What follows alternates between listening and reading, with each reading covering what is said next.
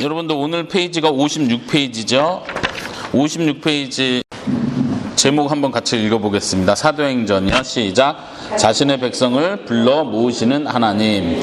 우리가 이제 사복음서를 끝내고 이제 사도행전으로 들어옵니다. 신약 성경에서는 역사서라고 할 수 있는 건 사도행전이 유일하게 역사서에 나오는 부분이에요. 그러니까 신약 시대의 역사를 설명해주는, 역사의 배경에서 설명되는 책이 사도행전 한 권이다 이렇게 생각하시고, 그래서 오늘 특별히 사도행전은 이 한 권만 다뤄서 이야기를 하는 겁니다. 왜 그런지 아시겠죠?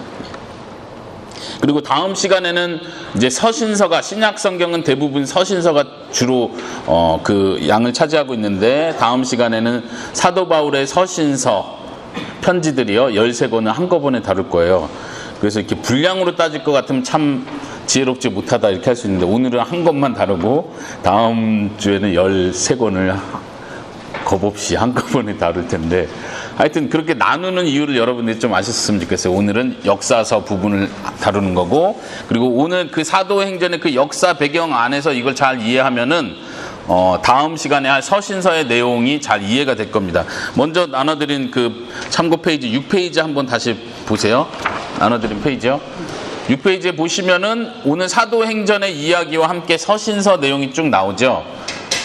시대 순서로 보는 신약 성경 해가지고 마테마가 누가 요한임의 앞에 칸에 있고요. 두 번째 칸이 교회 해가지고 사도행전 1장부터 12장까지의 내용.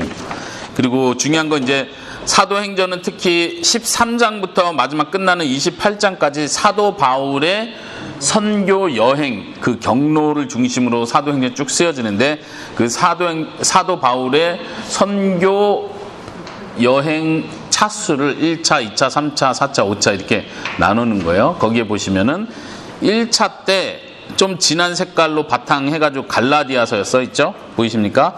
2차 때는 뭐가 있죠? 데살로니가 전서, 데살로니가 후서. 3차 때는 어떤 편지가 있죠? 고린도 전후, 로마서. 4차 때는 에베소서, 골로새서, 빌레몬서, 빌립보서. 이게 4권, 옥중서신이라고 하는 책이 이 4차 때 쓰여진 걸로 우리가 보고 있습니다. 그래서 사도행전은 28장까지가 4차, 사도 바울의 4차 선교 여행 때 끝나는 거예요. 그 내용은. 그리고 이제 5차는 로마 감옥에서 갇혔던 그 이후의 이야기인데, 이거는 사도행전에는 기록되진 않지만 신학자들은 그때쯤에 쓰여진 책이 디모데 전후서, 디도서, 소위 말하는 목회서신, 이때 쓰여졌을 것이다 보고 있습니다.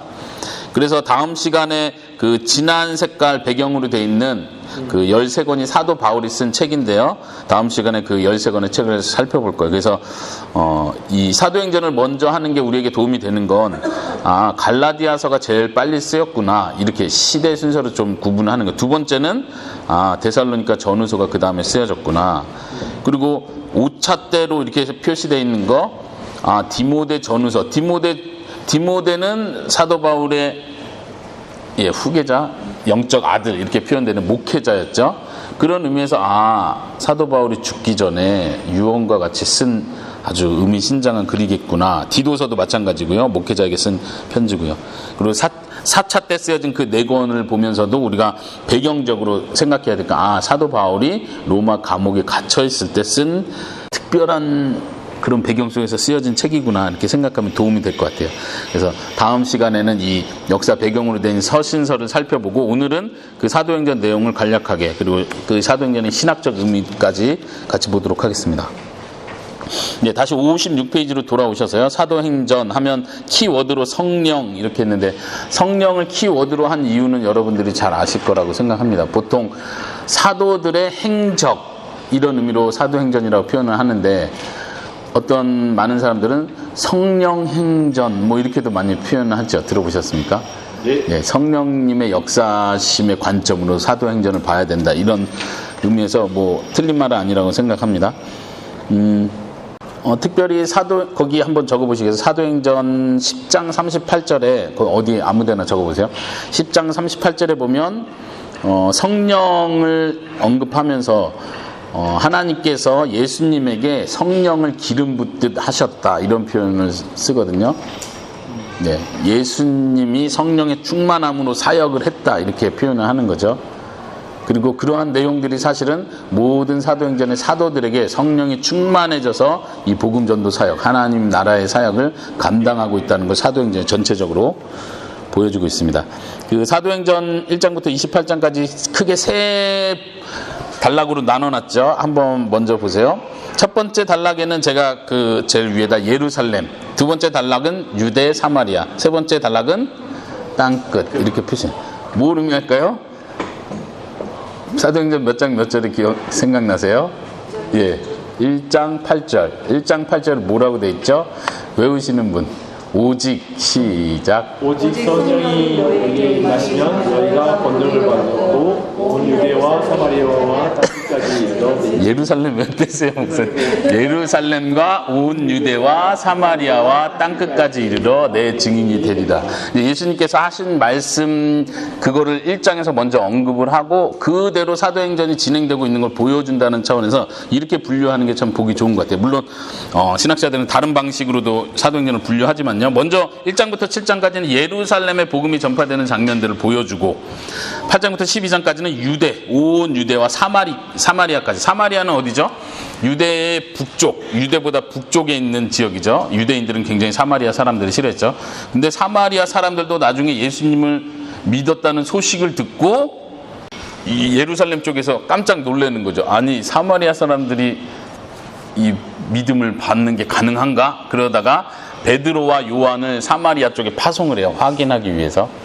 그래가지고 베드로와 요한이 가가지고 너네 진짜 예수님 믿냐? 그래가지고 믿는다 하니까 안수를 해주죠. 안수를 하니까 성령을 받는 역사가 그때 일어나죠. 그래서 사마리아 사람들에게도 복음이 증거되는구나 이것을 알게 되고 13장부터 28장까지는 이제 13장부터는 아까 우리 사도 바울의 1차, 2차, 3차, 4차 그 선교 여행이 기록되는 부분인데요. 여기서는 이제 사도 바울을 통해서 1차, 2차, 3차의 선교 여행을 통해서 이 땅끝까지 복음이 증거되는 그 과정을 보여주고 있습니다.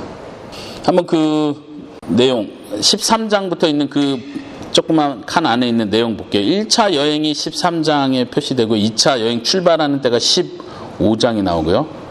그 다음에 3차 여행은 18장부터 시작되고 이제 4차 여행이라고도 할 수 있는데요. 로마로 가는 압송돼서 가는 거죠. 죄수의 몸으로 끌려서 배를 타고 로마까지 가게 되는 그 장면 이제 22장부터 28장 끝나는 장면까지죠. 28장 끝나는 장면에서는 사도 바울이 로마 감옥에 갇혀 있는 상태에서 그냥 우리가 생각하는 어떤 창살 있는 감옥이라고 생각하시면 안 되고 일반 주택에 가택연금이라고 하죠. 그래서 거기 갇혀서 사람들을 얼마든지 만날 수 있도록 그런 상황에서 사도 바울이 담대하게 계속 하나님 나라를 전했다. 이런 장면으로 사도행전 28장이 끝납니다. 1차 여행 있는 그 아랫부분에요. 15장에 예루살렘 회의가 있는데 이 예루살렘 회의도 굉장히 중요한 의미를 가지고 있습니다. 왜냐하면은 1차 선교 여행을 하고 나서 사도 바울이 예루살렘에 돌아와서 선교 보고를 하는 거예요. 이런 하나님의 역사들이 있었습니다. 근데 놀래죠. 왜냐하면은 그곳에 흩어져 있는 유대인들 뿐만 아니라 소위 말하는 헬라인들, 이방인들까지도 예수님을 막 믿고 변화가 되고 성령을 받았다는 이런 놀라운 사실들을 들으니까 예루살렘에서 회의를 하는 거예요. 이게 어떻게 받아들여야 되냐. 이게 지금 예수님은 유대인의 메시아인데 어떻게 된 거냐. 이런 의미에서 이 회의를 통해서 결론이 나는데 이 결론은 성령님의 인도하심 가운데 하나님께서 모든 이방인들에게까지 복음을 주시는구나. 이거를 받아들이는 수용하는 그러한 회의의 결론이 나오죠. 그런 의미에서 15장은 굉장히 중요하고요. 2차 선교 여행하면서 거기 제가 16장 마게도냐 환상 이거를 중요하게 적어놨는데 마게도냐 환상이 뭐 의미한지 생각나시는 분 계세요? 무슨 환상이죠? 네, 잠깐 지도를 보실까? 58페이지 한번 지도를 잠깐 보실게요. 58페이지 지도에 보면 1차 전도 여행이 있고요. 두 번째 2차 전도 여행이 있는데 지금 아까 2차 전도 여행 얘기하고 있는 중이에요. 2차 전도 여행 중에서 여러분들 지도를 사도 바울이 안디옥에서부터 출발하기 시작해서 여기 잠깐 보세요. 쭉 가다가 지금 이 지역까지, 에베소가 써 있는 이 지역까지, 여기가 소위 말하는 소아시아 지역이거든요. 이 아시아에서 사도 바울은 계속 사역하고 싶었어요. 왜냐하면 잘 보세요. 1차 전도 여행 때 여기까지 사도 바울이 1차 선교를 했죠. 이 지역을. 근데 2차는 이제 범위가 커지는 건데, 사도 바울은 지금 여기서 머무르지 않고 2차니까 이번엔 여기까지도 전도하고 싶은 거예요. 근데 하나님께서, 성령님께서 여기서 사역 전도하는 걸 막으셨다, 예수의 영이 허락지 않았다, 이렇게 표현하면서 이쪽 건너편으로 넘어가게 하시는 거예요. 이게 마게도냐 지역이거든요. 그러니까 2차 선교 여행 때는 성령님의 인도하심이 더 적극적으로 이방인들을 향해서 아예 더 나가게 만드시는 거예요. 물론 마게도냐 지역에도 유대인들이 있었죠. 흩어진 유대인들이 그곳에 있었기 때문에 유대인들을 통해서 전도가 됐지만, 어쨌든 사도 바울이 계획한 것보다 더 나아가서 하나님께서는, 성령님께서, 예수의 영이 소아시아에서 사역하는 것을 잡아놓으시고 허락지 않으시고 더 나아가게끔 방향을 바꿔주시는, 그래서 2차 전도여행에 보면 이 범위가 갑자기 커지죠. 여기까지 넘어가는 거예요. 여기가 이제 오늘날의 유럽 지역이 되는 거예요. 네, 그래서 거기 보면은 마게도냐로 가라는 환상을 봄, 이 표시가 여기 있습니다. 혹시 보이십니까? 네, 16장에. 그래서 여기서 환상을 보고 마게도냐 사람들이 와서 우리를 도와줘라, 이 환상을 보고 사도 바울이 이것은 주님의 뜻이다 하고 마게도냐로 넘어가는 거죠. 그래서 이제 이 지도에 보시면은 빌립보 지역으로 먼저 가는 거예요. 빌립보가 이제 마게도냐 지역에서 가장 큰 성인데, 여기서 누구를 만나요? 글씨 한번 보이십니까? 누구를 만나요? 예, 루디아를 만나고 이곳에 이제 빌립보 교회를 세우는 거죠.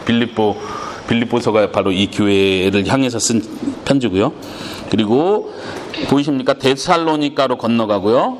그 다음에 쭉 내려오면서 베레아를 지나서 어디로 갑니까? 아덴, 그리고 고린도. 지금 우리가 성경의 이름으로 알고 있는 빌립보, 데살로니가, 고린도. 그 다음에 고린도를 넘어서 배를 타고 어디로 가요? 에베소서. 그래서 지금 우리가 성경의 이름으로 알고 있는 그 지역들을 2차 선교 여행 때 대부분 이렇게 다 순회를 하게 되는 겁니다. 그곳에서 전도를 하게 되는 거죠. 결과는 어땠어요? 2차 선교 여행 때 결과는 여기도 획기적이었죠. 예. 물론 사도 바울이 전도할 때는 아까도 언급한 것처럼 유대인들을 먼저 접근을 하는 거예요. 유대인들을. 왜냐면은 사도 바울이 헬라어도 잘했지만, 헬라어하고 상관없고요. 그때 당시에 유대인들도 다 헬라어를 했겠죠. 그곳에 있는. 하여튼 자기 민족적으로 연결되고, 그 다음에 예수님에 대해서, 구약의 언약에 대해서 알고 있는 그 유대인들을 향해서 회당을 중심으로 모여있는 유대인들에게 참된 메시아 예언은 바로 예수 그리스도다.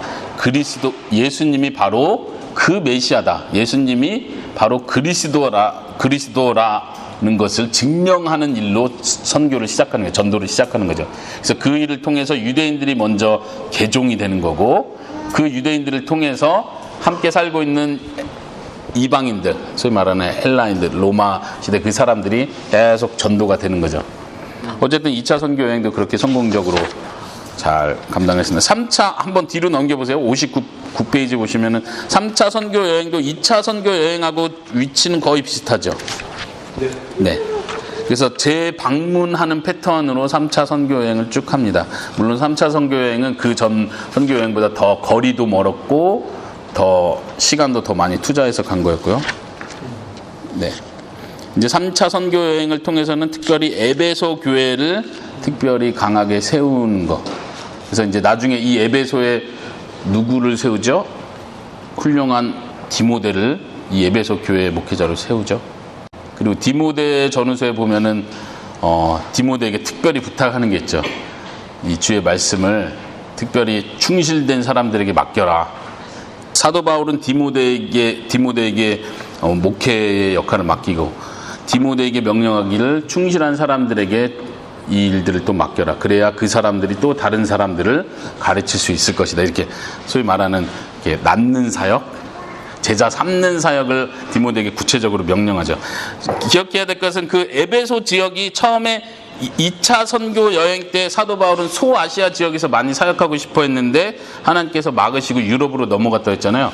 3차 지역에 왔을 때는 벌써 에베소 지역에 굉장히 많은 시간을 투자하게 돼요. 그러니까 처음에는 하나님이 허락하지 않았지만 나중에는 하나님이 그 에베소 지역, 다시 말하면 소아시아 지역에서 열심히 사역할 수 있도록 기회를 주세요. 여기서 거의 3년을 열심히 사역을 하게 돼요. 그리고 이제 이 에베소 교회가 굳건하게 쓰는 거죠. 에베소 교회를 통해서, 특별히 디모데를 통해서 세워진 많은 교회들이 있어요. 사도행전은 안 나오지만 그 교회를 소위 요한계시록에서 말하는 소아시아 7교회, 그 7교회들이 아마도 에베소 교회를 통해서 분립 개척한 교회가 아니었을까. 그럴 수밖에 없겠죠. 네. 네, 그렇게 하고 마지막 4차 전도 여행 그 지도까지 볼까요? 바울의 재판과 투옥이라고 제목이 되어 있고요. 59페이지요. 네, 그때 보면은 이제는 사도 바울이 임의로 자기가 선교 여행 지역을 선정하는 게 아니고 예루살렘에서 붙잡혀서 로마로 끌려가기까지의 과정이에요. 대부분 배를 타고 이동을 하고 있는 거기 때문에 뭐 배 타고 가면서 이 지역 저 지역에서 많은 선교를 한 건 아니지만요. 중요한 지점이 그레데 섬, 혹시 어딘지 보이십니까? 네.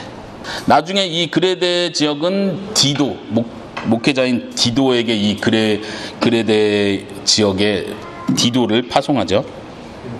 그리고 풍랑을 만남, 그 중간에 지중해 보이십니까? 지중해에서 이렇게 표시가 돼 있고 풍랑을 만나고 그 다음 도착지가 말타. 성경에는 멜리데라는 지역, 거기에 남파에서 그곳에 도착하게 되고 그 다음에 로마까지 가게 되는 그 지도가 여러분들 나와 있습니다.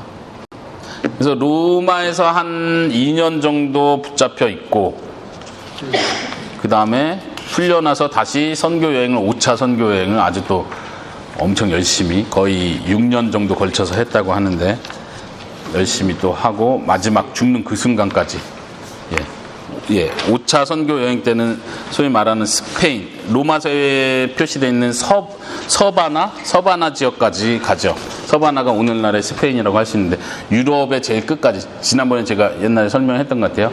땅끝 지역이 거기라고 그때 당시는 생각했다고 했죠. 그러니까 사도 바울의 목표는 땅끝까지, 그 땅끝을 자기가 도장을 찍고 온 거죠. 그런 의미에서 사도 바울은 예수님의 명령을 성취한 사람이에요. 56페이지 다시 돌아와서요. 다시 1장부터 다시 한번 좀 그 내용을 간략하게 살펴볼 텐데요. 우리가 사도행전을 볼 때 아까 키워드가 성령님이라고 했는데 이 성령님이 어떻게 역사를 하고 있는지 이 관점으로 좀 봤으면 좋겠어요.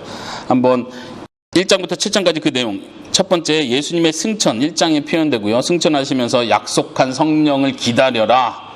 기다리는 것에 대한 중요성을 얘기하고, 그리고 실제로 약속된 성령을 2장에 와서 성령 충만함으로 받는 걸 경험하게 되죠. 우리가 잘 아는 내용에 사도행전 2장은 잘 아는 내용인데 중요한 건 이거를 신학적으로 어떻게 이해를 해야 되느냐, 이게 사실 중요해요. 왜냐면 사실 사도행전 2장 하면은 다들 막 소위 말하는 성령 집회 이런 거에서 성령 충만 받아야 되는 어떤, 오늘날 우리가 똑같이 그때처럼 똑같이 경험해야 되는 어떤 걸로 생각하다 보니까 실제 사도행전 2장이 강조하고 있는 신학적 의미를 잃어버리는 경우가 많아요. 신학적 의미는 예수님께서 성령을 선물로 주신다고 약속을 했고, 그게 구약시대, 특별히 요엘서 2장에서 예언된 그 예언이 사도시대에 성취가 되었다는 의미에서 굉장히 중요한 거죠. 이게 신학적 의미예요. 근데 이 신학적 의미를 놓치고 마치 우리도 초대교회 때처럼 성령 충만 받아야 되지 않겠냐, 어떻게 해보자, 그때처럼 해보자, 막 자꾸 이렇게 따라하는 식으로 끝나는 건 위험하다, 도리어. 그걸 생각하셨으면 좋겠고, 성령의 강림을 통해서 이제 실제적으로 복음 전파 사역이 진행되고 있다는 걸 우리가 볼 수 있습니다. 특별히 성령 강림의 사건들이 사도행전에서 크게 몇 번에 걸쳐서 구체적으로 표현해 주거든요. 한번 여러분들이 거기 표시해 보세요. 첫 번째가 성령 강림 2장, 어떻게 표시를 했으면 좋겠어요? 그 다음에 특별히 성령 충만을 받는 장면이 사도행전 4장에 나오거든요.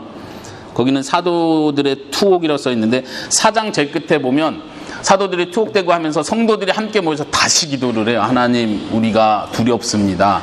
담대하게 주의 복음을 전하게 하시고 주의 이름으로 손을 들어서 기적과 표적과 병 고침의 일들이 일어나게 해주세요 하고 기도했더니 거기 있는 모든 사람들이 성령의 충만함을 받았다, 이런 표현이 있죠. 그게 4장에 나오는 부분이고요.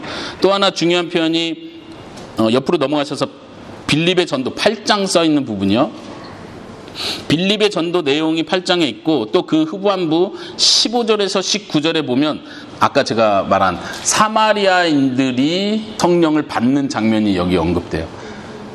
지금 1장에서는 유대인들이 성령 세례를 받는 거고요. 두 번째는 사마리아인들이 세례받는 장면이 그 8장에 나오고 그 다음에는 어디겠어요? 고넬료 계종 써있는 10장.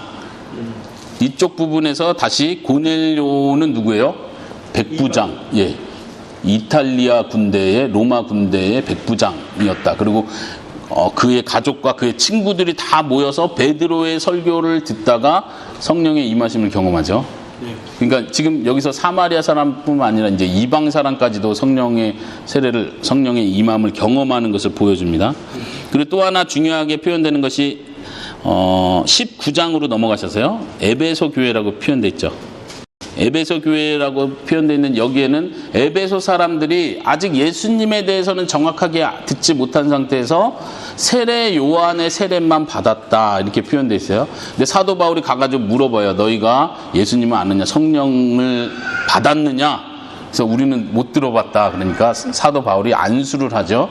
안수를 하니까 에베소의 사람들이 성령을 받습니다. 이게 이제 사도행전에 나오는 중요한 성령 강림의 표현들이에요. 제가 볼 때는 한 5개 정도로 지금 표시한 그 5개 정도 성령이 특별히 역사하시는 장면이 기록되어 있다는 걸 기억하면 좋겠고, 그뿐만 아니라 베드로부터 시작해서 빌립 그리고 스데반, 사도 바울들이 복음 전도 사역을 할 때마다 성령의 충만함을 입어 성령의 지시하심을 따라 이런 표현들이 계속 사도 바울에 나와요. 그래서 성령님이 말 그대로 사람들을 사용하시는구나. 아까 말한 것처럼 더 구체적인 간섭은 사도 바울이 소아시아를 선교하려고 할 때 성령님이 막으셨다 이런 표현이요. 아주 적극적으로 개입하시는 장면을 우리가 볼 수 있죠. 그러니까 사도들이 선교 여행을 하고 누구를 선교해야 될지도 사실은 성령님이 계속 가르치고 있다는 거 우리가 기억할 필요가 있어요. 그래서 성령 행전이다 이렇게 많이 표현을 하는 건데요.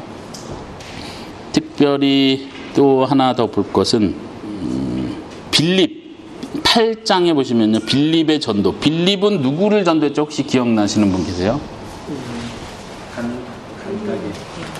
에티오피아 내시. 예, 이디오피아 내시. 이디오피아는 저기 아프리카 쪽 말하는 거죠. 이집트 쪽.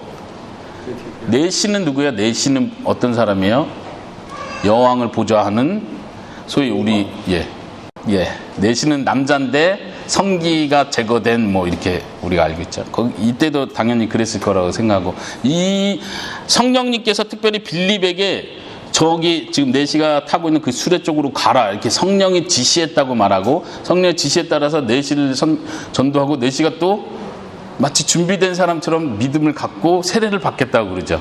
그리고 세례를 그냥 받는 거예요. 이게 별 내용이 아닌데 우리야 별 내용이 아니죠. 성령님이 인도하시는 특별한 이쪽으로 보지만 그 당시 사람들이 이런 내용을 읽을 때 느끼는 건, 아니 이디오피아 내시가 예수를 믿는다니, 이게 굉장히 충격적인 거예요. 성령님이 말했다 이게 충격적인 게 아니고, 이해하세요?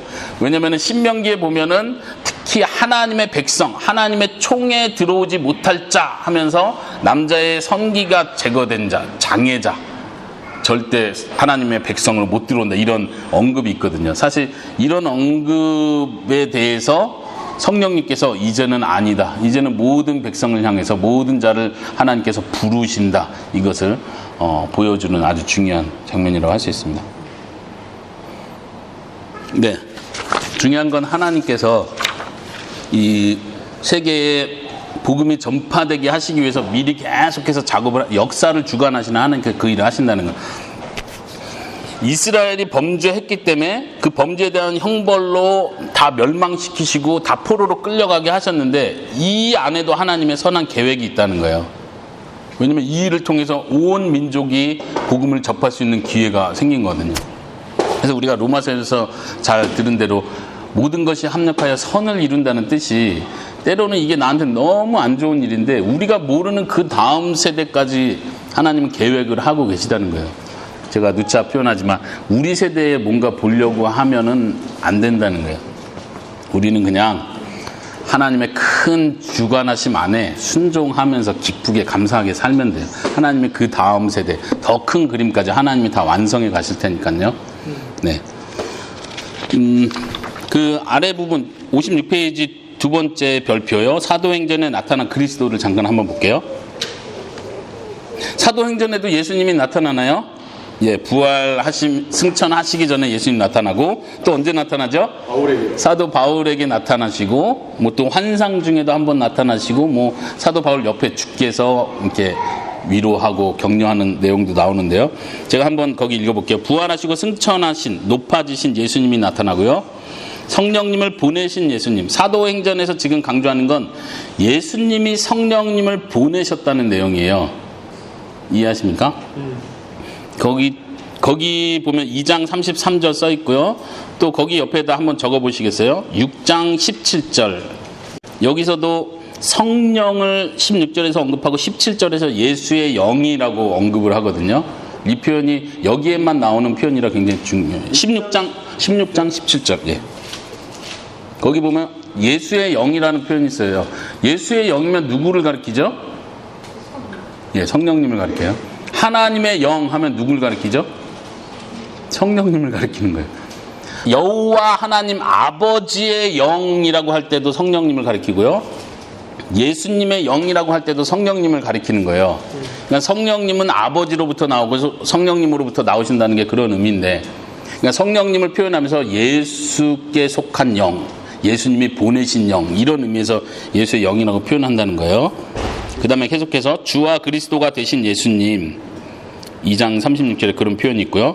그리고 여호와이신 예수님, 이 표현 좀 생소할 수 있는데요. 제가 거의 성경 구절을 적어놨습니다.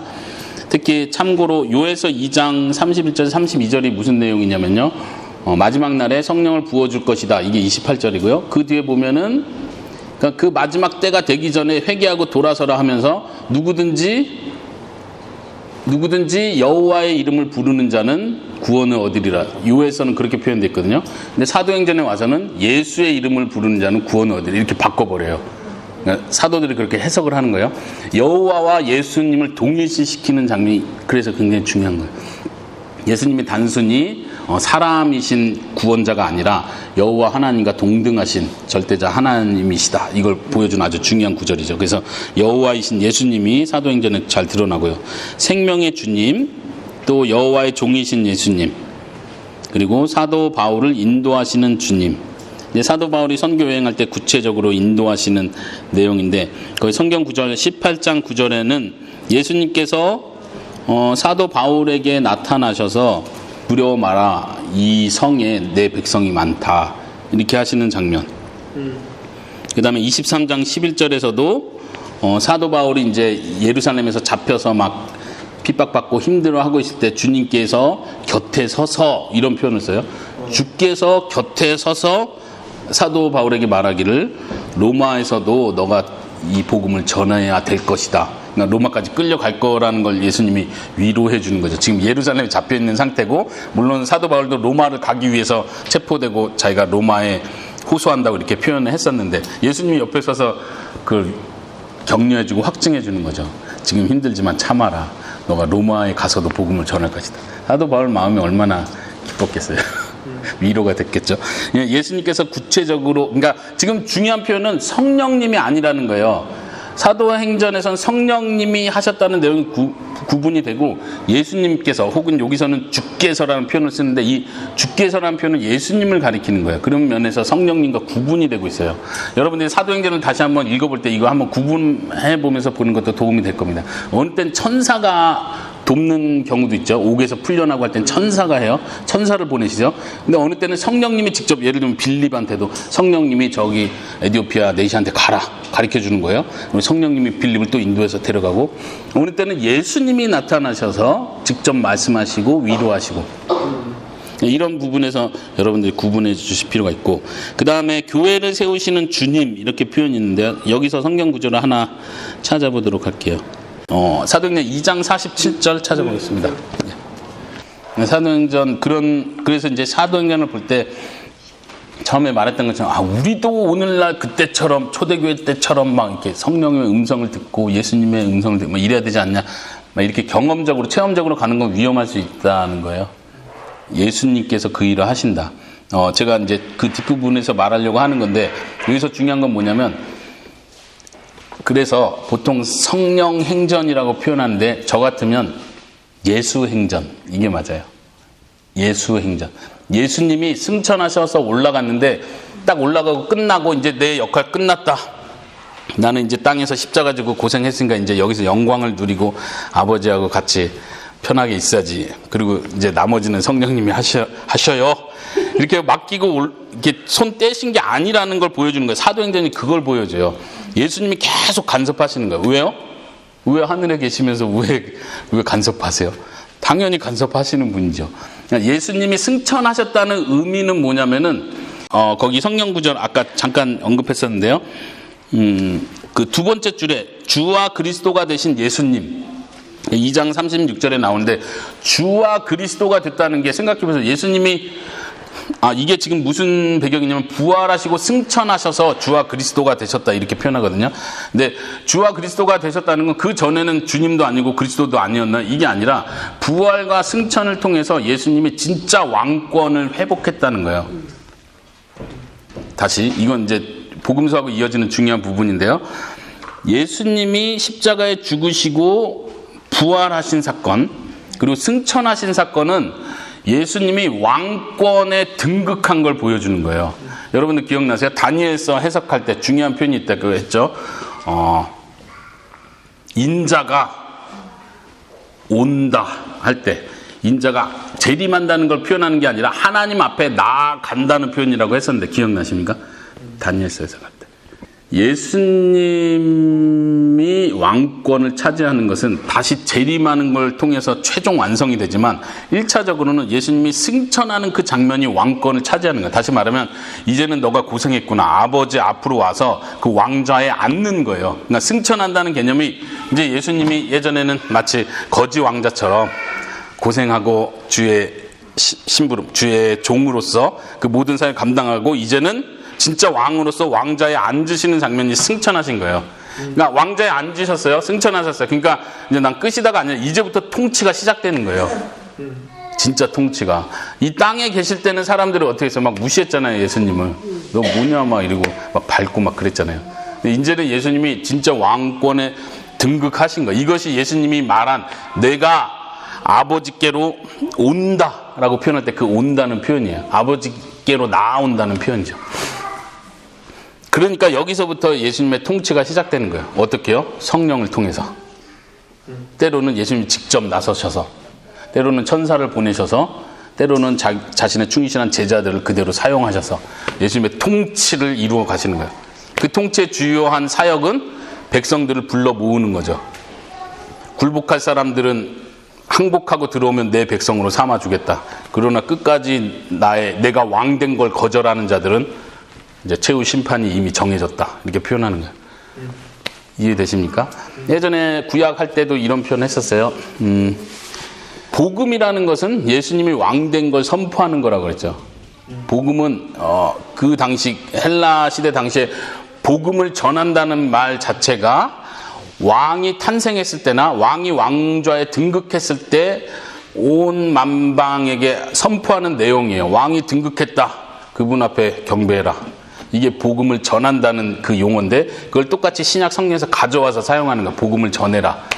예수님이 이제 왕좌에 앉으셨다는 거예요. 어디요? 하나님 우편에 앉으셨다는 거예요. 그러니까 이제 그분의 통치 앞에 굴복하라는 선포를 하는 게 복음이에요. 그 복음 선포는 뭐냐면 이제 예수님의 나라가 시작됐는데 아직도 예수님 나라에 항복하지 않는 사람들이 있는 거예요. 자기네가 왕이라고 싸우겠다는 거죠. 그래 너 싸워. 그럼 넌 이제 최종 심판이 정해진 거야. 그 최종 심판은 언제예요? 예수님 재림하면서 이제 박살내겠다는 거죠. 근데 그 기간 안에는 항복할 수 있는 기회들을 주는 거예요. 그래서 항복하고 들어오는 자는 예수님의 통치 앞에 무릎을 꿇는 거죠.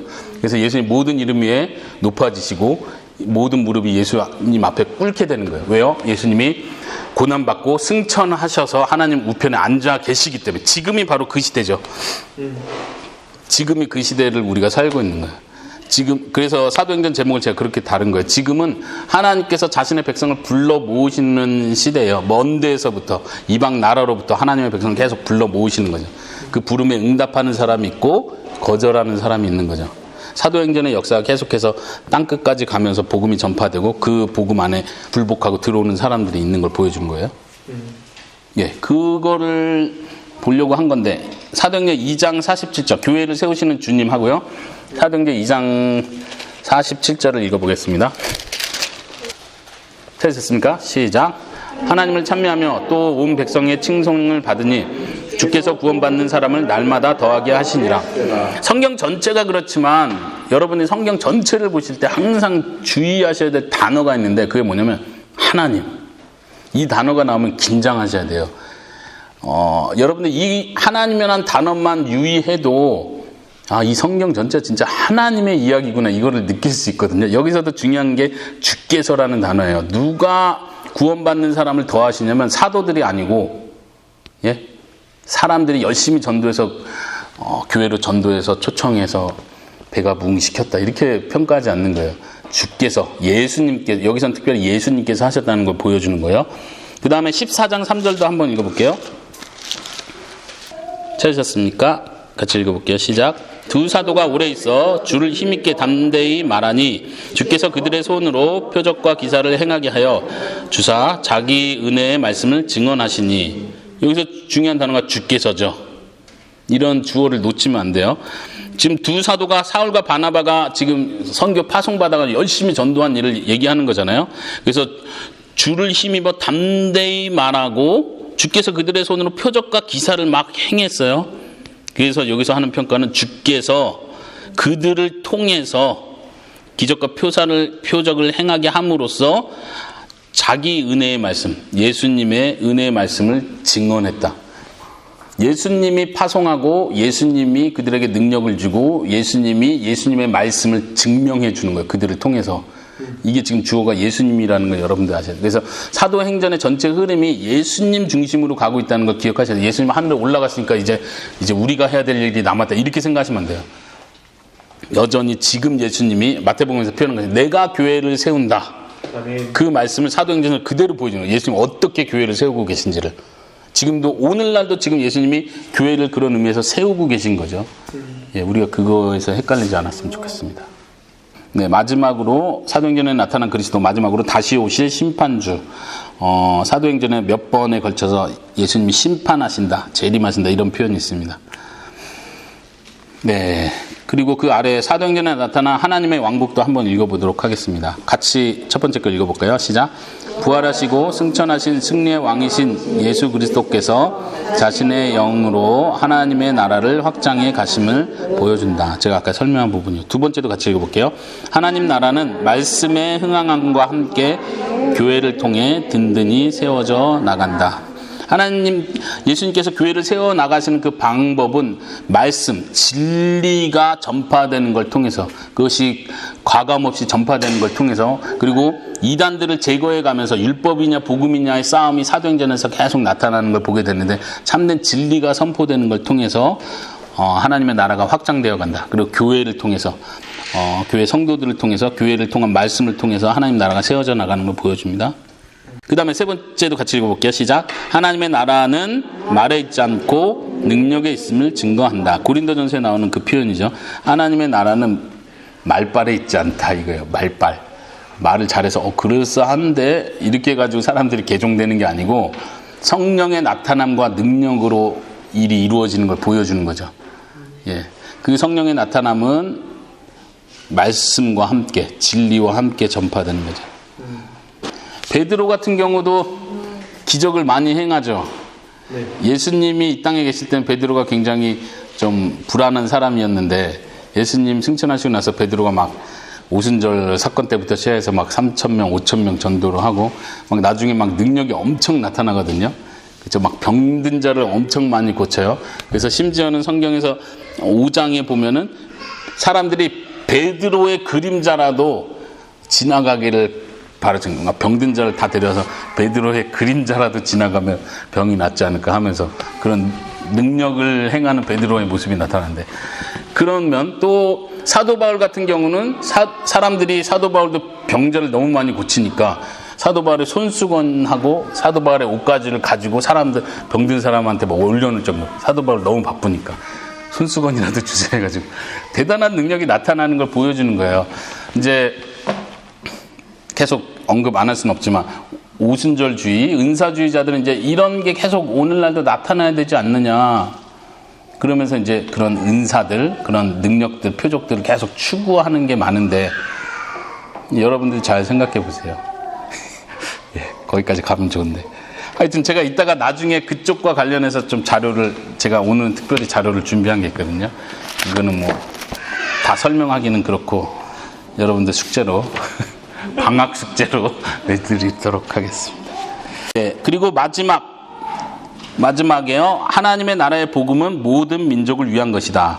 사도행전에 나타나는 건 정말 단순히 유대인들을 위한 복음이 아니라 사마리아 땅끝까지 이르러 모든 민족으로부터 하나님의 백성을 불러 모으신다. 이 나라가 유대인들만에 의해서 세워진 나라가 아니라 이제는 모든 민족에게 세워진 나라다. 이 약속은 사실 아브라함에게 하셨던 그 첫 번째 약속부터 예정되어 있던 내용이죠.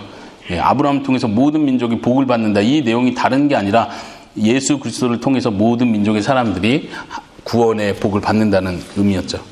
예, 그건 우리가 헷갈리지 않을 거라 생각하고 넘어가겠습니다. 57페이지. 거기 성경 구절 먼저 한번 같이 읽어볼게요. 같이 읽어보겠습니다. 시작. 이 약속은 여러분과 여러분의 자녀, 또 멀리 떨어져 있는 사람, 곧 우리 주 하나님께서 부르시는 모든 사람에게 주신 것입니다. 하나님께서 부르시는 모든 사람에게 이 약속이 주어졌다. 회개하고 죄사함을 받고 성령을 선물로 받는 이 약속을 말하는 거예요. 베드로가 설교하는 내용이죠. 하나님께서 먼데 있는 사람까지도 부르신다. 이 약속이 보장되어 있다는 걸 보여주고요. 그 다음에 사도행전 13장인데 거기는 한번 찾아서 읽어볼까요?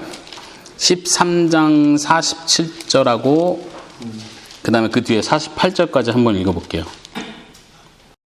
같이 읽어보겠습니다. 시작. 주께서 이같이 우리에게 명하시되 내가 너를 이방의 빛으로 삼아 너로 땅끝까지 구원하게 하리라 하셨느니라 하니 이방인들이 듣고 기뻐하여 하나님의 말씀을 찬송하며 영생을 주시기로 작정된 자는 다 믿더라. 여기서도 지금 사도 바울과 바나바가 13장에서 첫 번째로 선교사로 파송을 받고 이제 그 사역을 하는 내용이죠. 여기서 뭐라고 말하냐면 우리에게 명령하사 이방의 빛으로 삼아 땅끝까지 구원하게 하리라 하셨는데, 그래서 이제 그 안디옥의 사람들이 안디옥이 아니죠. 그곳에 있는 사람들이 이방인들이 듣고 기뻐하여 하나님의 말씀을 찬송하며 영생을 주기로 작정된 자는 다 믿더라. 하나님께서 이방 땅에 하나님께서 이미 선택하신 부르기로 결정하신 하나님의 백성들이 있다는 걸 보여주는 거죠. 영생을 주시기로 작정된 자는 다 믿더라. 재미난 것은 그 이방의 빛으로 너를 삼는다 이 표현이 사실 복음서에 보면은 예수님께 적용되는 구절이거든요.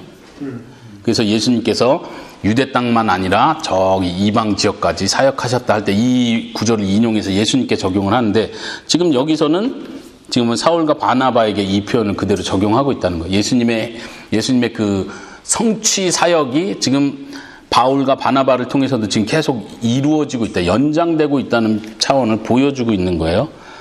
네, 한번 다시 57페이지로 돌아와서요. 그 세 가지 포인트를 한번 같이 보도록 하겠습니다. 첫 번째 포인트요. 계속되는 약속의 성취. 왜 계속되는이라고 표현하는 것은 우리가 보통은 오실 메시아에 대한 약속의 성취가 예수님에게서 이루어졌다 이렇게 보통 많이 표현하잖아요. 근데 사도행전도 여전히 계속되는 약속의 성취가 있다는 걸 여러분들이 인식하는 게 굉장히 중요해요. 아까도 표현했지만 예수님의 사역이 승천하면서 딱 끝난 게 아니고 예수님의 사역은 끝났고 이젠 성령 시대다. 성령 시대라는 표현이 성경에는 없는데 그럼 예수님은 밀려나신 건가요? 그게 아니라는 걸 이해하는 게 중요해요. 예수님의 시대예요. 여전히 예수님이 통치하고 다스리는 시대고 성령을 통해서 다스리는 시대죠. 그런 의미에서 약속은 지금 계속해서 성취되고 있다는 거예요. 성령의 강림이 그걸 보여주고 있고요. 죄사함이 온 민족 가운데 전파될 거라는 거. 죄사함이 모든 민족 가운데 전파될 거라는 거. 이방인들이 복음에 참여하는 내용이요. 그래서 에베소서 거기 참고 구절을 해놨는데 에베소서에서도 보면은 단순히 예수님의 교회, 예수님의 교회, 예수님의 몸이 유대인들뿐만 아니라 모든 이방 사람들이 함께 성전으로 지어져 간다는 내용이죠. 그 다음에 모든 민족의 회복, 땅끝에서부터 오게 한다는 약속. 다시 말하면 땅끝이라는 건 말 그대로 구약에서부터 세상의 모든 나라, 정말 예루살렘과 거리가 멀고 하나님의 이름을 들어보지도 못했을 것 같은 그 모든 나라로부터 하나님께서 불러 모으신다, 이런 표현을 할 때 땅끝에서부터 오게 하신다, 이런 표현을 씁니다. 그리고 두 번째 포인트는요, 이미 시작되었으나 아직 완성되지 않은 하나님의 나라. 제가 이런 표현을 여러 번 썼는데요, 하나님의 나라는 예수님의 오심을 통해서 이미 시작되었어요. 그리고 승천하시는 걸 통해서, 승천하심과 성령을 부어주심을 통해서 더 적극적인 의미로 시작되었어요. 그렇지만 아직 완성되지 않았다는 점. 완성되지 않았다는 건 뭐냐면은, 아까 말한 예수님이 왕좌에 등극하셨지만 이제 항복할 수 있는 기회를 주고, 마지막 이제 항복하지 않은 자를 철저히 처단하고 하나님의 완벽한 통치, 그냥 거절하는 자가, 대놓고 거절한 자가 없게 만드는 그 완벽한 통치가 생길 때 하나님의 나라가 완성된다고 보는 거예요. 이게 재림 때 완성되는 거죠. 근데 지금은 예수님의 통치가 철저히 시행되고 있지만 여전히 완성되지 않았다, 이 관점에서 이해해야 돼요. 거기 보면은 제자들이 오해한 내용이 1장 6절에 나오죠. 주께서 회복하심, 이 나라로 회복하심이 있다니까, 이런 표현이요. 제자들이 오해하고 있는 거고, 실제로 사도 바울이 2차 선교 여행을 가면서 그 유럽 쪽으로 지나갔다고 했죠.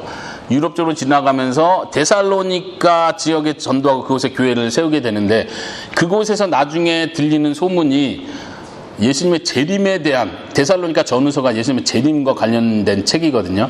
그래서 그 사람들도 예수님의 재림이 금방 올 거라는 기대를 해요. 그러니까 제자들의 오해는 뭐냐면, 예수님이 부활했으니까 이제 이 땅을 회복시키겠다. 근데 승천을 하셨어요.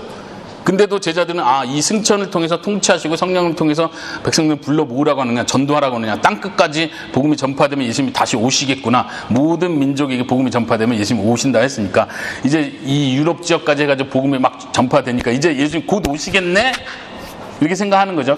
데살로니가 편지를 잘 보면 사람들이 그런 오해를 하고 있는 거예요. 이제 예수님 오실 때가 다 됐다, 우리가 지금 이런 일상적인 생활을 하는 건 의미가 없다. 그런 면에서 사도 바울이 그걸 지적하죠. 까불지 말고 조용히 일이나 해라, 이런 표현을 해요. 한번 거기 찾아볼까요? 데살로니가 후서 3장 한번 보겠습니다. 그런 배경에서 이해를 하면 이 부분이 좀 더 잘 이해가 될 텐데요. 3장 6절부터 한번 읽어볼게요. 형제들아, 우리 주 예수 그리스도의 이름으로 너희를 명하노니 게으르게 행하고 우리에게서 받은 전통대로 행하지 아니하는 모든 형제에게서 떠나가라. 게으르게, 옛날 개역 성경에는 주모 없이 이렇게 표현했거든요. 그리고 이제 게으르게라는 단어가 좀 헷갈릴 수 있는데, 원어적인 의미로 보면은 질서 없이 이렇게 바꾸는 게 좋습니다. 7절에 어떻게 우리를 본받아야 할지를 너희가 스스로 아나니 우리가 너희 가운데 무질서하게 행하지 아니하면, 여기서 무질서라는 단어와 게으르게라는 단어가 같은 어원이에요. 8절에 누구든지 음식을 값없이 먹지 않고 오직 수고하고 애써 주야로 일함은 너희 이 아무에게도 폐를 끼치지 않게 하려 함이니. 지금 사도 바울이 말하기를 우리가 공짜로 음식 받아 먹지 않았다. 요즘에는 부흥사들이 어디 교회 가면 공짜로 음식 대접받잖아요. 지금 사도 바울이 그런 얘기하는 거예요. 내가 전도하고 다니면서 공짜로 음식 먹지 않았다. 주야로 일을 했대요. 주간 야간 뛰면서. 왜요? 너희 아무에게도 폐를 끼치지 않게 하기 위해서. 계속 하는 말이, 계속 쭉 읽어보겠습니다. 우리에게 권리가 없는 것이 아니요 오직 스스로 너에게 본을 보여 우리를 본받게 하려 합니다. 무슨 본을 보이는 거죠? 우리가 너희와 함께 있을 때에도 너희에게 명하기를 누구든지 일하기 싫어하거든 먹지도 말게 하라. 이거를 본을 보이는 거예요. 우리가 들은즉 너희 가운데, 여기서도요 똑같이 질서 없이 행하여 도무지 일하지 아니하고 일을 만들기만 하는 자들이 있다 하니. 이게 누굴까요? 11절이 중요한데, 일은 안 하고 일을 만드는 사람. 이것도 재미난 표현인데, 일을 안 하는데 일을 만들어. 이게 이제 좀 원어적인 의미로 보면은 이렇게도 번역할 수 있어요. 불필요한 일을 만드는 사람, 혹은 지나치게 수고하는 사람, 이렇게도 번역할 수 있어요. 지나치게 수고한다는 게 좀 표현이 웃기죠. 이제 지금 여기서 말하는 11절의 사람들은 소위 말하는 전도자들을 가리키는 거예요. 순회 전도자들. 순회 전도자들이 계속 누구한테 천거서로 가나요? 추천서를 받아가지고, 누구 베드로 사도한테 사인 받아가지고 저는 사도입니다 이렇게 사인 받아가지고 돌아다니면서 전도하는 거죠. 그리고 일은 안 하는 거죠. 당연히 전도자인데. 그래서 열심히 전도하고 얻어먹고, 전도하고 얻어먹고, 전도하고 얻어먹고. 그래서 사도 바울이 지금 그런 사람들을 경계해서 하는 말이에요. 이게 받아들이는 게 되게 힘들어요. 12절 보세요. 이런 자들에게 우리가 명하고 주 예수 그리스도 안에서 권하기를 조용히 일하여 자기 양식을 먹으라 하노라. 형제들아, 너희는 선을 행하다가 낙심하지 말라. 누가 이 편지에 우리 말을 순종하지 아니하거든 그 사람을 지목하여 사귀지 말고 그로 하여금 부끄럽게 하라. 그러나 원수와 같이 생각하지 말고 형제같이 권면하라. 지금 이제 데살로니가 전후서 보면 그런 분위기들을 여러분들이 알 수 있습니다.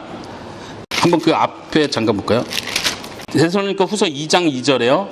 영으로나 또는 말로나 또는 우리에게서 받았다 하는 편지로나 주의 날이 이르렀다고 해서 쉽게 마음이 흔들리거나 두려워하거나 하지 말아야 한다는 것이니라. 지금 재림에 관한 얘기를 하면서 주의 날이 이르렀으니까 막 사람들이 요동하고 있는 거예요. 지금 붕붕 떠다니는 거예요. 제대로 일을 안 하고. 그러니까 전도자가 막 그렇게 해서 많이 생기는 거예요. 사도 바울이 그걸 대놓고 까는 거죠, 그냥. 일 안 하고 사람들한테 얻어먹으면서 일 만들고 열심히 수고하는 사람들 경계한다. 그 사람들을 부끄럽게 만들어라. 왜냐면 사도 바울도 최고의 사도인데도 지금 밤낮으로 일하면서 하고 있는데 너는 조그만 전도자가 좀 전도하고 돌아다닌다고 일 안 한다 이거.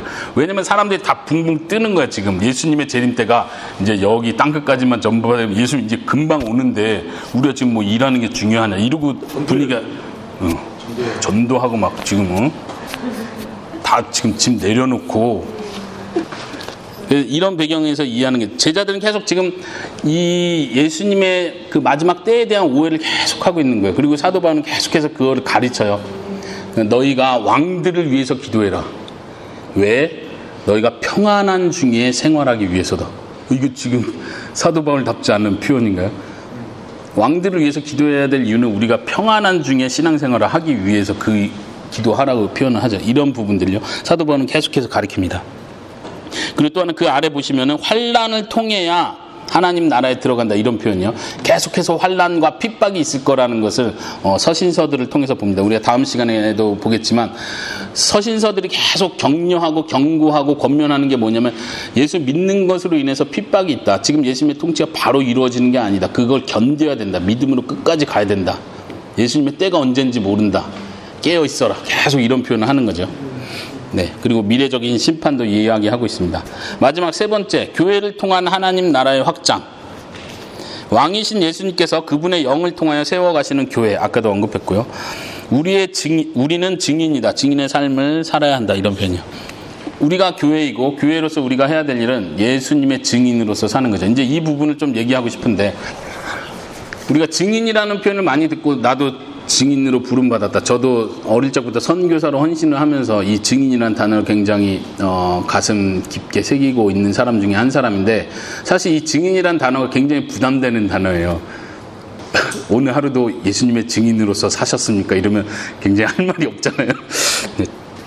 저도 마찬가지예요. 뭐 목사라고 할지라도 이런 질문을 던지면 할 말이 없어지는데 이 증인에 대한 개념을 좀 생각하고 고민할 필요가 있어요. 그 아래 생각하기에 그래서 제가 적어놨는데 오늘날 신자는 어떤 의미에서 증인인가? 우리는 어떻게 증인의 삶을 살 수 있는가? 이런 질문을 한번 같이 나눠봤으면 좋겠는데 사실 우리는 제자들처럼 예수님의 제자들처럼 실제로 예수님을 본 사람이 아니죠. 여기서 1차적으로 증인이라는 말은 예수님을 본 사람, 이게 증인이죠. 말 그대로 목격자라는 뜻이니까 법정에서 증언을 해야 되는데 제가 예수님이 다시 살아나는 걸 봤습니다. 전 목숨을 걸고 말할 수 있습니다. 그러니까 증인인데 우리는 죽으신 것도 본 적 없고 부활하신 것도 본 적이 없고 아무것도 본 적이 없는 사람들. 근데 우리도 증인에 대한 부담은 있어. 그래요. 예수님이 내 마음속에 계시는데 막 이러면서. 근데 재미난 건 사도행전이 그거에 대한 좀 힌트를 주는 것 같아요. 가룟 유다가 죽고 나서 제자를 다시 추가하죠. 이때 제자를 추가하는 장면이 한번 잠깐 볼까요? 1장 네.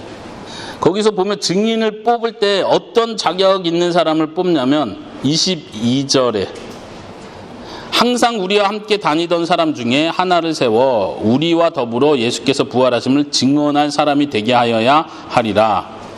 그렇죠? 21절부터 잠깐 보면 요한의 세례부터 우리 가운데 올라가신 날까지 주 예수께서 우리 가운데 출입하실 때에, 그러니까 예수님이 실제로 여기 있을 때 우리와 같이 있었고 예수님이 한 것도 실제로 다 본 그 사람이 부활의 증인이 되어야 된다. 그래서 12명째를 다시 뽑는 거죠. 그래서 누가 한 명이 뽑힙니다. 당연한 거죠. 그러니까 여기서 증인이라는 표현이 여기서 다시 쓰이는 거예요. 증인은 누구냐면 실제로 다 본 사람이 해야 되는 거예요. 어설프게 뭐 얘기 들어가지고 베드로가 그러던데요, 이렇게 하면 안 되는 거예요. 근데 재미난 건 12명째 사도가 뽑히고 12명이 완성되었어요. 그리고 나서 제일 먼저 죽는 사도가 생기죠. 누구죠? 야고보 사도가 죽습니다. 그리고 나서 야고보 사도를 대신할 사람은 누구죠? 사도 바울. 그렇죠. 진행상 그런 것 같아요. 누가 한 명이 빠져나가고 사도 바울이 다시 채워져요. 근데 특별한 건 사도 바울은 어떤 사람이에요? 증인의 자격이 있는 사람인가요?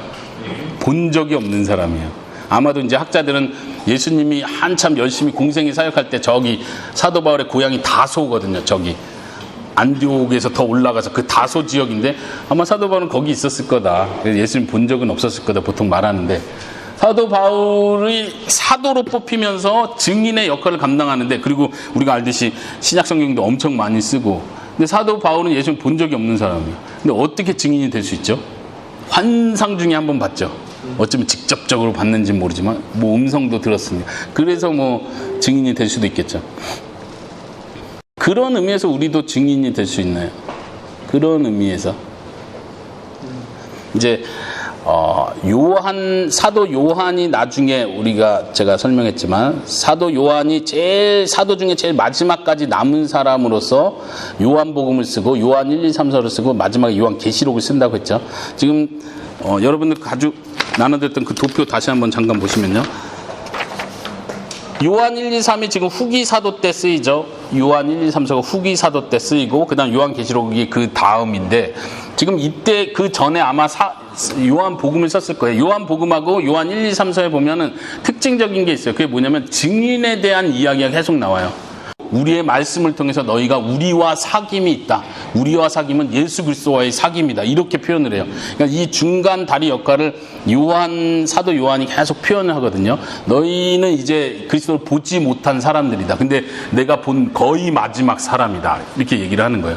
나는 증인인데 이제는 너희가 보지 못해도 예수님이 도마에게 본고로 믿느냐? 보지 못하고 믿는 자는 복되도다. 이 말이 복음서 어디 써 있을까요? 요한복음에 써 있는 거예요. 지금 그걸 강조하는 거예요. 보고 믿는 사람이 있었고 보지 못하고 그분을 믿고 그분과 교제를 나누는 사람이 너희들이 바로 그 사람들이다. 이렇게 표현하는 거예요. 오늘날 우리가 증인이라는 얘기는 그런 의미죠. 정말 내가 예수님을 인격적으로 만나고 그분과 참된 교제를 나누고 있다면 우리는 그분을 목숨 걸고 증언할 수 있는 사람의 자격이 되는 거죠. 그런 의미에서 우리가 그리스도의 증인으로서의 삶을 사는 거예요. 네, 그 아래 질문도 한번 계속 더 넘어갈까요? 이제 성령의 은사 쪽 관련해서 제가 좀 더 얘기하고 싶다고 했었는데, 질문 두 번째 보시면요. 사도행전에 나타난 표적과 기사는 무엇을 위한 것인가? 오늘날에도 유효한가? 이거는 어쨌든 이 질문에 대한 답은 오늘 다 끝낼 수 없는 거고요. 한번 여러분들의 생각 들어봤으면 좋겠고, 제가 끝나기 전에 보충 자료를 나눠드리도록 하겠습니다. 어떻게 생각하세요? 무엇을 위한 것인가? 오늘날에도 유효한가? 선교지에서는 아직. 예, 선교지에서. 예, 그런 얘기가 많죠. 실제로 선교사님들한테 그런 보고를 많이 듣고. 이제 그때 이제 다시 질문이 생기는 거죠. 이게 지역적인 제한을 받는 것인가? 성령의 역사는? 혹은 선교지는 너무 순수하고 우리는 너무 타락하고, 물론 그렇게도 많이들 얘기하는데 그런 제한이 있을까요?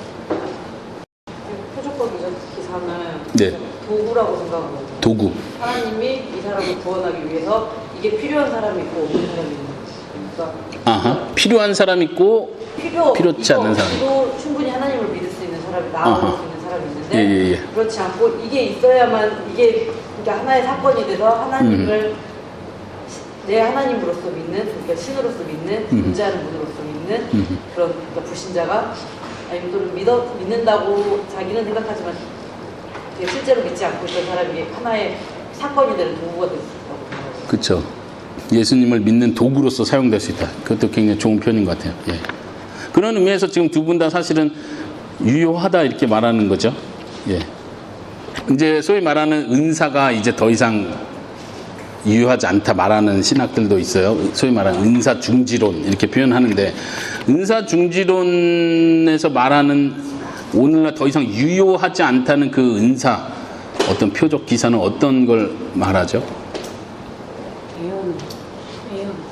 예언 은사. 그러니까는 구원에 관한 그 예언은 이미 성령을 통해서 66권을 통해서 이미 예언이 되어 있기 때문에 더 이상의 예언이 거의 끝났다. 소위 말하는 이제 은사 중지를 얘기할 때는 예언과 그 다음에 계시가 중지됐다 이런 차원. 다시 말하면 성경 66권으로 충분히 하나님께서 우리에게 보여주시고자 하는 모든 계시는 끝났다고 보기 때문에 오늘날 더 이상 하나님으로부터 직통으로 내리는 예언과 계시는 없다. 왜냐하면 그게 설사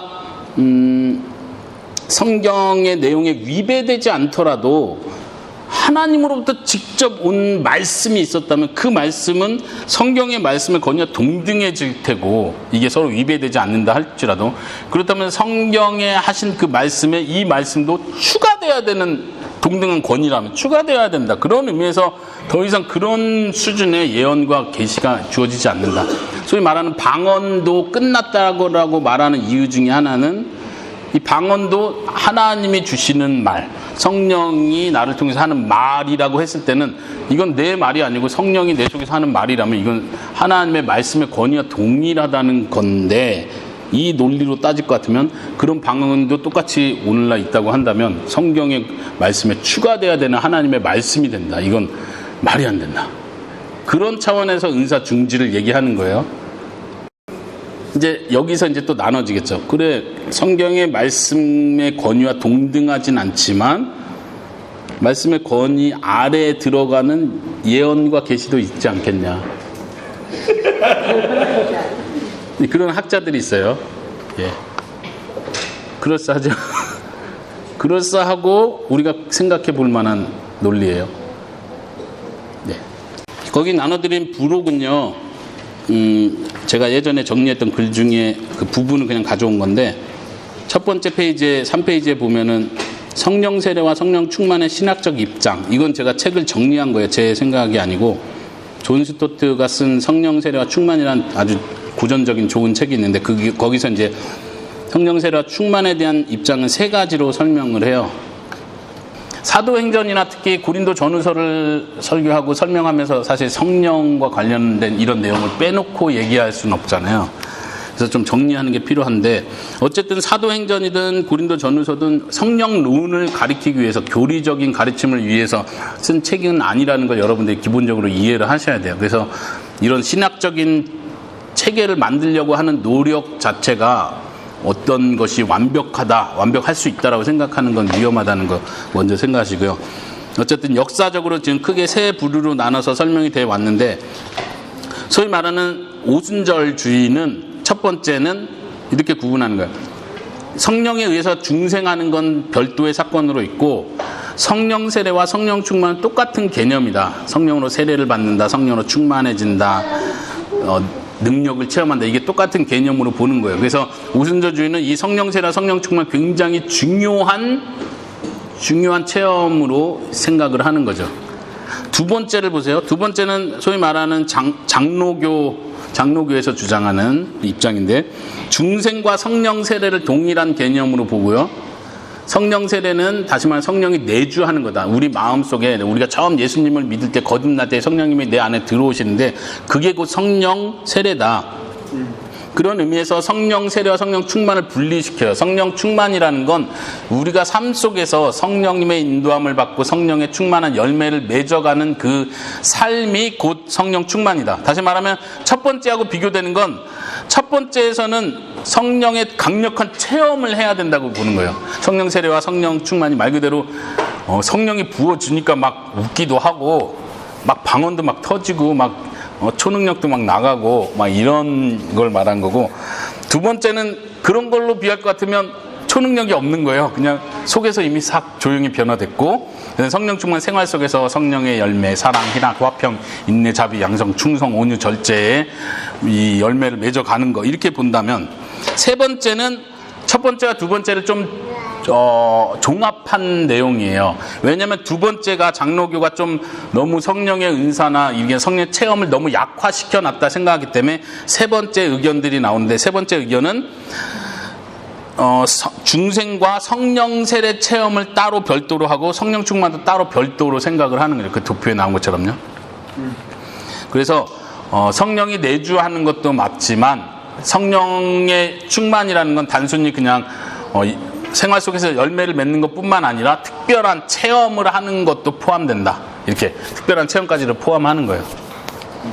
그렇지만 1번 오순절파하고 다른 점은, 오순절파는 성령 체험이 없으면 그건 진짜 그리스도인이라고 보기 힘들다 막 이렇게까지 간다면, 세 번째 관점은 체험이 없어도 충분히 크리스찬이다, 거듭난 사람일 수 있다. 그러나 그 체험은 특별히 어떤 사역을 위한 능력을 힘입기 위해서 그런 체험들이 주어진다, 이렇게 보는 거죠. 이 세 가지 입장이 좀 정리되시면 여러분들이 이 세 가지 입장에 제가 장점 단점을 표시해 놨잖아요. 그 장점 단점을 잘 보시고, 내가 만약 이쪽을 지지한다면 나한테 이런 단점이 있을 수 있겠구나, 이걸 꼭 염두에 두시면 도움이 돼요. 그래서 결국은 여러분들이 종합적으로 보시는 게 중요해요. 네, 넘기시면 5페이지에 부록해가지고 성령 세례와 관련된 성경 구절들, 이런 표현이 있는데요. 거기 구절에서 한 구절만 볼게요. 6번에 사도행전 11장 6절, 여기 보면 내가 주의 말씀에 요한은 물로 세례를 베풀었으나 너희는 성령으로 세례를 받으리라 하신 것이 생각났노라. 이게 지금 무슨 얘기냐면, 베드로가 고넬료 이방인, 백부장 이방인에게 말씀을 전하고 성령이 임하는 사건을 보고 베드로가 고백하는 말이에요. 그때 그 사건이 일어났을 때 내가 생각난 게 있었는데, 예수님이 너희는 성령으로 세례를 받으려 했는데 지금 이게 세례 받은 거구나 하고 생각났다는 거예요. 그냥 베드로가 해석하는 건 성령 세례라는 건 성령이 임하는 그 장면을 가리키는 거예요. 근데 어쨌든 사도행전에서는 성령이 임하는 장면이 굉장히 눈에 띄게 드러났죠. 이제 여기서 우리가 오늘날도 성령이 세례를 받으면 오순절주의가 말하는 것처럼 눈에 띄게 드러나야 되느냐, 이게 오순절주의가 당연히 이런 본문에서 가져오는 거죠. 아니면 꼭 그런 눈에 띄는 현상은 없어도 성령 세례가 주어졌다고 믿을 수 있느냐, 이런 부분이에요. 그 아래 7번 보시면요, 고린도전서 12장 13절에 제가 읽어보겠습니다. 우리가 유대인이나 헬라인이나 종이나 자유인이나 다 한 성령으로 세례를 받아 한 몸이 되었고 다 한 성령을 마시게 하셨느니라. 여기서 보면 똑같이 세례라는 표현을 쓰는데, 이 세례를 통해서 한 몸이 되었다, 이렇게 표현해요. 다시 말하면 교회의 일원이 된 거를 가리켜서 한 세례를 받았다고 표현하고 한 성령을 마셨다라는 표현을 해요. 그런 의미에서 지금 고린도 전서는 성령 세례를 어떤 특별한 현상이 아니라 모든 크리스찬들이 이미 경험한 것이 성령 세례라고 표현하는 거예요. 그래서 지금 6번과 7번이 신학적으로는 갈리는 거예요. 그래서 우리가 신학적으로 다르게 접근을 하게 되는 건데, 어쨌든 성경 이 두 가지를 한꺼번에 말하고 있다는 것을 여러분들이 기억했으면 좋겠습니다. 그리고 그 아래 질문해가지고 제자들이 오순절 성령 강림전 중생했다면 성령 강림의 의미는 무엇인가, 제가 제목을 달고 성경 구절을 달았는데요. 사도행전의 부분이에요. 2장, 1번은 사도행전 2장, 그 다음에 사도행전 4장, 8장, 10장, 19장, 아까 제가 성령 강림이 있었던 그 중요한 부분 체크하라고 했던 그 장수인데요. 거기서 제가 표시한 건 성령 충만함을 받고 플레도, 이게 지금 헬라어로 쓴 건데요. 그 다음에 8장에서는 성령이 내리셨다, 에피핍토, 그 다음에 그 아래 성령을 받았다, 람바노. 지금 첫 번째 충만함을 받았다, 내리셨다, 성령을 받았다, 그 다음에 그 아래 사도행전 10장에서도 성령을 부어주셨다, 에케오. 지금 헬라어 단어가 계속 다 다르게 쓰이고 있다는 걸 보시라는 거예요. 그 다음에 19장에서도 성령이 임하셨다, 엘코마이. 지금은 단어가 여러 개 단어로 쓰이고 있죠. 그래서 이제 신학자들이 이런 성령 세례와 연관해서 공부할 때 이런 언어 분석을 할 수밖에 없어요. 지금 임한 건 뭐고, 채워진 건 뭐고, 내리신 건 뭐고, 받은 건 뭐고, 부어진 건 뭐지? 이걸 이제 구분해서 성령 세례, 성령 충만, 성령 체험, 성령 역사 뭐 이렇게 구분하는데, 말하면 제가 볼 때는 목회자로서 제가 볼 때는 이런 분석 자체에 너무 몰두하지 않는 게 가장 지혜로운 거예요. 근데 신학자들은 이 분석을 통해서 신학을 만들어내는 거거든요. 어쨌든 물론 중요한 우리가 알아야 될 부분들이 있지만 많은 부분은 이거를 우리가 딱 정확하게 정리해낼 수 있다고 생각하는 게 위험해요. 어쨌든 성령의 역사하심과 체험에 대해서는요. 아까 말했던 것처럼 오늘날도 성경의 권위와 동등한 예언과 계시가 주어진다. 오늘날도 똑같이 사도들이 지금도 똑같이 있다. 뭐 이런 어떤 사도적 권위를 지금도 주장하는, 예를 들면 여기서도 앞에서 우리가 봤지만 위험한 관점들이 뭐냐면은 뒤로 넘기셔야겠네요. 6페이지에 보면 여기는 기적의 은사에 대한 4가지 견해인데 첫 번째는 은사 중지론, 제가 아까 잠깐 설명했던 거고요. 여기서 중지라는 건 계시적 은사, 성경의 권위와 동등한 계시나 은사나 예언이 중지됐다고 보는 거예요. 그런 면에서는 건전하죠. 그 다음에 두 번째는 신중 수용론, 완전 중지됐다고 말하지 말자. 신중하게 그 가능성을 인정해야 된다. 그러나 이걸 너무 추구하지는 말자. 그런 표현이 있고요. 그 다음에 이제 조심해야 될 게 제3의 물결 관점이에요. 제3의 물결이라고 들어보셨어요? 네. 예. 이제 여기 이 흐름으로부터 소위 말하는 신사도 운동이 나오거든요. 거기 제3의 물결 관점 중간에 보시면 오늘날까지 사람도 포함된다 해서 가로해놓고 오늘날의 사도 직분을 인정해야 된다 이렇게 나오거든요. 그래서 오늘날도 충분히 그 기적과 표적이 그대로 오기 때문에 오늘날도 사도가 충분히 있다. 그런 기적과 표적을 하는 사람이 사도다. 이렇게 보자는 거예요. 위험한 거예요. 여기까지 가면 위험해지는 거예요. 그래서 이 사람들은 오늘날도 그런 은사들, 표적들 그대로 추구해야 된다. 사도행전의 역사들 그대로 일어나야 된다 보는 거죠. 그래서 대사도를 세우고 지역마다 나라마다 사도들을 다 세우고 막 이렇게 대단한 작업을 하고 있죠. 그 위험한 부분입니다. 그리고 마지막이 오순절 은사주의 관점인데요. 여기서도 우리가 장로교인 입장에서 오순절이나 은사주의 이건 다 틀렸어, 다 위험해, 가까이도 가면 안 돼, 옮을지 몰라, 이런 생각하지 마시고 여기서 강조하는 중요한 점들을 여러분들이 이렇게 수용하고 분별하는 게 굉장히 중요해요. 소위 말하는 우리가 건전한 신학을 가졌기 때문에 기도는 필요 없어, 이렇게 가는 건 위험한 신학이죠. 건전한 게 아니고. 그 6페이지에서 제가 한 구절만 같이 읽어볼게요.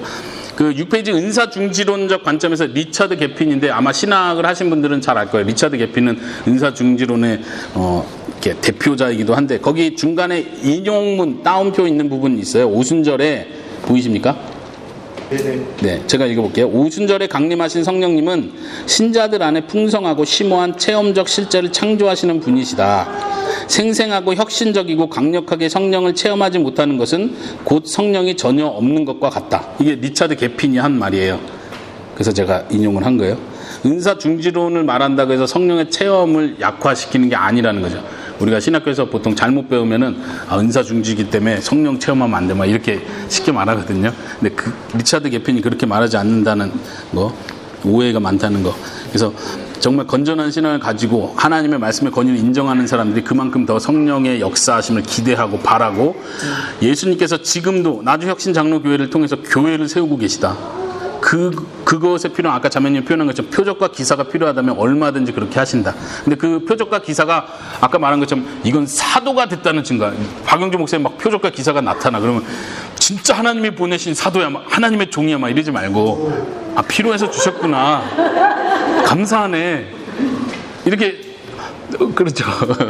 너무 막 거의 대단해 막 이렇게 놀라지 말라는 거예요. 우리가 성경 개관하면서 다 볼 수는 없지만 특별히 고린도전서, 에베소서의 성령의 은사에 대한 얘기들이 나와요. 거기서 계속 우리가 조심히 봐야 될 게, 성령의 은사할 때 우리가 너무 과민 반응하면서 막 놀라지 않는 게 중요해요. 제일 중요한 은사, 제일 중요한 우리가 추구해야 될 것은 사랑의 은사죠. 사랑, 그걸 은사라고 표현한다면 우리가 사랑을 추구하는 거예요. 모든 것은 사랑이에요. 병고침도 대단하고 기적을 행하는 것도 대단하지만 사랑을 행하는 사람을 보고 깜짝 놀라셔야 되는 거예요. 예? 사랑의 사도가 되셔야 되는 거예요. 우리가. 그런 의미에서. 그래서 은사를 얘기할 때 항상 성경에서 강조하는 건 성령님이 각 사람의 믿음의 분량에 따라서 나눠준다.